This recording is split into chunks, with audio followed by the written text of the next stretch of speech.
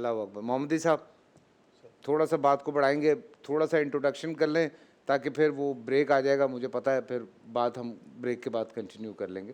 فتح مکہ کے حوالے سے غرور, تکبر, آج جس کے پاس 4 پیسے بھی ہیں, جس کے پاس تھوڑی سی طاقت ہے تو وہ تکبر نظر آتا ہے, اس کا ذرا سی شہرت ہے تو وہ تکبر نظر آتا ہے. اور وہیں پہ جب ہم مثالیں یہاں سے سنتے ہیں یا پڑھتے ہیں اپنی کتابوں میں تو وہ بالکل ہی اس کے برعکس ہمیں چیزیں ملتی ہیں.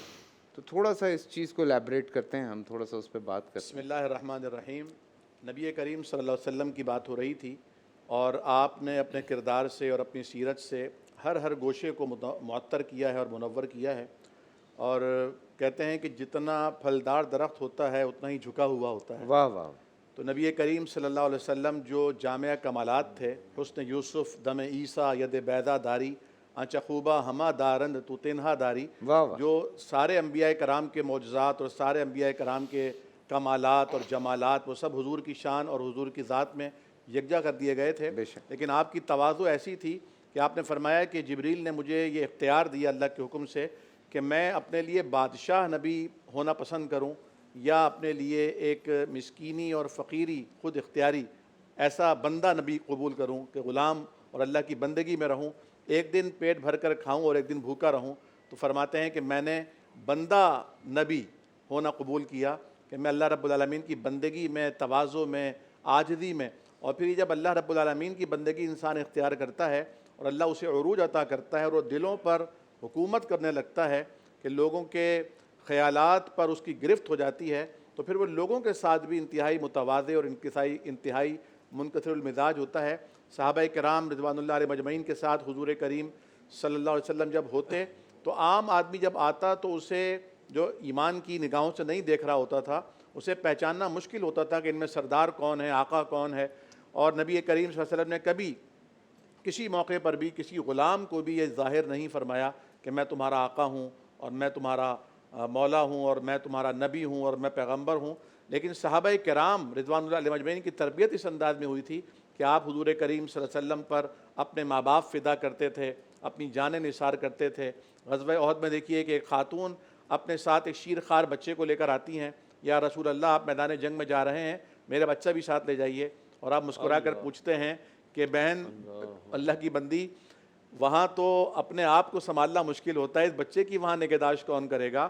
تو وہ حیران ہو کر کہتی ہے کہ یا رسول اللہ میں اپنے بچے کو اس لیے تو نہیں بھیج رہی کہ آپ اس کے چاؤ اٹھائیں اور اس کو وہاں جھولا جھلائیں, میں تو اس لیے بھیج رہی ہوں کہ بچہ بڑا نہیں ہے, یہ چھوٹا ہی ہے میرا بچہ, جب آپ کی طرف دشمن کے تیر آئیں تو میرے بچے کا سینہ آگے کر دیجیے تاکہ کل قیامت کے دن میں اللہ کی بارگاہ میں کھڑی ہو کر یہ کہہ سکوں کہ اللہ جو تو نے مجھے دیا تھا میں نے تیرے نبی کی راہوں میں قربان کیا ہے.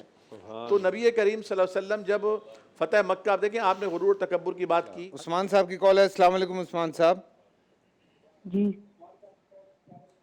السلام علیکم عثمان صاحب.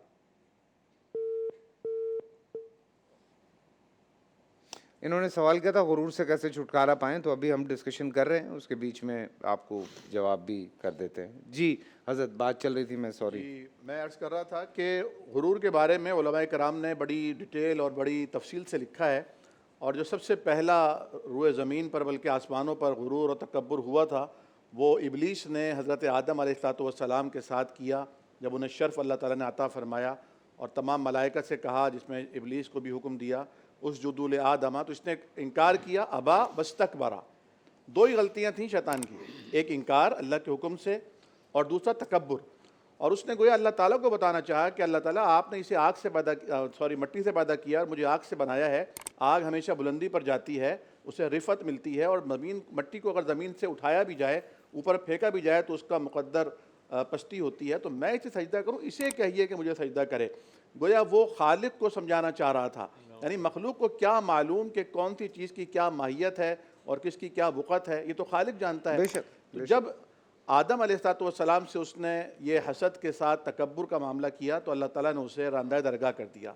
تو یہ علم کی بنا پر تکبر تھا کہ وہ یہ کہتا تھا کہ میں اس سے بہتر ہوں اور میں اس سے زیادہ جانتا ہوں, کیونکہ کہا جاتا ہے کہ عزازیل اس کا نام تھا اور اس نے یعنی صدیوں تک اللہ کی عبادت کی تھی روئے زمین پر, اور پھر اس کو وہ رفعت و بلندی عطا ہوئی تھی.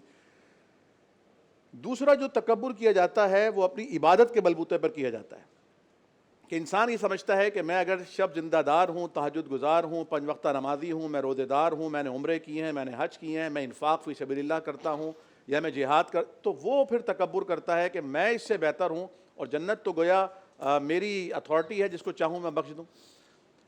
تیسرا جو غرور تکبر ہے وہ انسان اپنے حسن و جمال پہ کرتا ہے، اپنی طاقت اور قوت پہ کرتا ہے، اور چوتھا اپنے مال اور دولت پہ کرتا ہے، یہ حسب اور نسب پہ کرتا ہے۔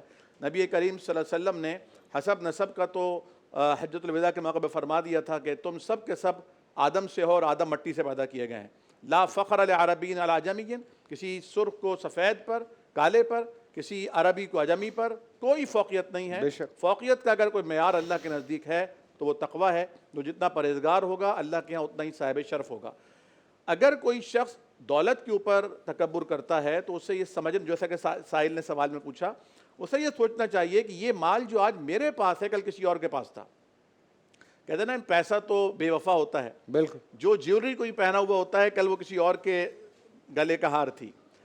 کفن کے اندر نہ کوئی جیب ہے، نہ وہاں کوئی کریڈٹ کارڈ چلتا ہے، کوئی ATM مشین لگی ہے وہاں پر، نہ وہاں کوئی تجوری ہے، کچھ ساتھ لے کر نہیں جا سکتے۔ انسان اپنے محل میں گھر میں رہتا ہے، اس سے پہلے کوئی اور رہتا تھا، اس کے بعد کوئی اور رہے گا۔ بے شک، بعین اسی طرح حسن ڈھل جاتا ہے، جوانی بڑھاپے میں تبدیل ہو جاتی ہے اور انسان محتاج ہو جاتا ہے۔ اور انسان تو اتنا کمزور ہے، خلق الانسان ضعیفا، یعنی انسان کو اتنا کمزور ہے کہ وہ ایک حد سے زیادہ ٹھنڈ برداشت نہیں کر سکتا، ایک حد سے زیادہ گرمی برداشت نہیں کر سکتا۔ بخار اگر اسے آ جائے 103 104 تو بڑے سے بڑا تندومند آدمی ڈھیر ہو جاتا ہے۔ چھوٹا سا کوئی وائرس اس پر حملہ آور ہو جائے تو وہ ساری دنیا جو ہے وہ ماسک سے اپنا منہ چھپا لیتی ہے، سب اپنے گھر میں کوارنٹائن ہو جاتے ہیں۔ تو انسان تو بہت، یعنی اس کو زیبا ہی نہیں ہے کہ وہ تکبر کرے، اور اسی لیے شاید اردو زبان میں تکبر کے لیے غرور کا لفظ استعمال کیا جاتا ہے، اور عربی زبان میں غرور دھوکے کو کہتے ہیں۔ یعنی جب کوئی انسان اپنے آپ کو اپنی نگاہوں میں بڑا سمجھتا ہے تو وہ دراصل اوروں کو تو کیا اپنے آپ کو دھوکہ دے رہا ہوتا ہے کہ میں بڑا ہوں، حالانکہ وہ بہت چھوٹا ہوتا ہے۔ حدیث میں آتا ہے کہ قیامت کے دن متکبرین کو اٹھایا جائے گا ذلیل اور کم ترین چیونٹیوں کی شکل میں، یعنی چیونٹیاں جس طرح زمین کے اوپر بھی نظر نہیں آ رہی ہوتی، اس طرح ان بڑے بڑے تندومند اور بڑے بڑے فخر کرنے والوں کو۔ اور قرآن نے کہا ہے کہ وَلَا تَمْشِي فِي الْأَرْضِ مَرْحًا، زمین پہ اترا کر نہ چلو، تم زمین کو پھاڑ نہیں سکتے، پہاڑوں کی بلندیوں کو پہنچ نہیں سکتے۔ تو عاجزی، انکساری، تواضع، یہ اس میں انسان کی عظمت ہے، یہی انسان کو جچتا ہے۔ اللہ تعالیٰ فرماتا ہے یہ جو کبر ہے اور یہ جو عظمت ہے، عظمت ردائی میری چادر ہے، اور جو کبر ہے، بڑائی ہے، یہ بھی میری چادر ہے۔ ایک اوپر کی چادر ردا اور ایک ازار، اور میں دونوں میری چادریں ہیں۔ اور جو کوئی تکبر کرتا ہے، جو کوئی اپنے آپ کو اپنے تئیں عظیم خیال کرتا ہے، وہ گویا میری چادر پہ ہاتھ ڈالتا ہے۔ واہ، اب آپ تصور کیجئے کہ رب تعالیٰ جو ساری کائنات کے خالق بھی ہیں، مالک بھی ہیں، رازق بھی ہیں، سب کو عطا کرنے والے وہی ہیں، ان سے اگر کوئی پنگا لے لے تو وہ جی سکتا ہے، وہ پنپ سکتا ہے، وہ چل سکتا ہے۔ اسی لیے فرمایا وَتُعِزُّ مَن تَشَاءُ وَتُذِلُّ مَن تَشَاءُ، اگر اللہ نے عزت دی ہے، طاقت دی ہے، قوت دی ہے، اقتدار دیا، اختیار دیا، کسی بڑے گھرانے میں، خاندان میں پیدا کر دیا، کسی شرف سے تعلق جوڑ دیا، تو اس پہ اللہ کا شکر ادا کرو، گھمنڈ نہ کرو، تکبر نہ کرو۔ کیونکہ اگر انسان ساری زندگی سجدے میں پڑا رہے، عبادت کرتا رہے، تو بھی اللہ کا شکر ادا نہیں ہوگا۔ گھمنڈ کس بات کا؟ سجدے میں سر رکھنے کی توفیق بھی اسی نے دی ہے۔ اللہ اکبر۔